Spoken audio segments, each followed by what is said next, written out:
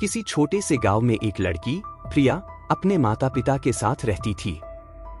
प्रिया की एक छोटी बहन भी थी, लेकिन एक दिन वह बहन रहस्यमय तरीके से गायब हो गई। पूरे गांव ने मिलकर उसे ढूंढने की कोशिश की, लेकिन उसकी कोई भी खोज नहीं मिली।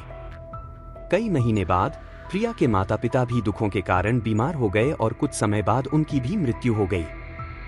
प्रिया अकेली रह गई और उसने गांव छोड़कर शहर जाने का निर्णय लिया। शहर में रहते हुए प्रिया को एक अजीब अनुभव हुआ। वह रात को अक्सर अपनी बहन की आवाजें सुनने लगी।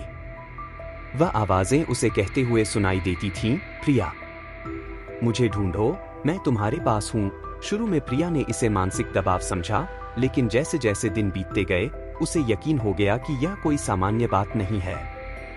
एक रात प्रिया अपने कमरे में बैठी थी, तभी अचानक दरवाजा खुला और हवा के झोंके से कमरे की बत्तियां बुझ गईं। अंधेरे में प्रिया ने देखा, उसकी बहन की छाया कमरे में घुसी।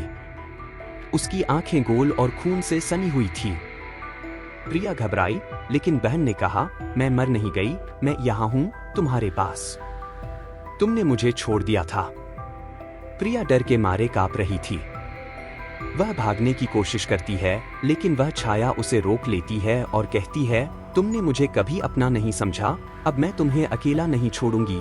प्रिया की आंखों में डर था, लेकिन वह जोर से चिल्लाई, तुम कौन हो? मेरी बहन कहाँ है? वह छाया धीरे धीरे प्रिया के पास आई और अचानक विलीन हो गई। प्रिया की आंखों में आंसू थे और वह जानती थी कि उसकी बहन की आत्मा उसे कभी शांति नहीं देगी। अगले दिन प्रिया ने फैसला किया कि वह उस गांव वापस लौटेगी जहां उसकी बहन की आत्मा अटका हुआ था। वहां पहुंचने पर उसे पता चला कि उसकी बहन की आत्मा को शांति तब मिलेगी जब वह उस दिन के अपराध की सच्चाई का सामना करेगी, जब उसके माता पिता और बहन की मौत हुई थी। प्रिया को महसूस हुआ कि उसके परिवार के साथ जो हुआ वह एक खतरनाक रहस्य था। उसने उस गांव के पुराने रहस्य को उजागर किया, जहां काले जादू और काले कर्मों की बातें छिपी हुई थी। वह आत्मा अब मुक्त हो चुकी थी और प्रिया को सच्चाई का सामना करते हुए शांति मिली।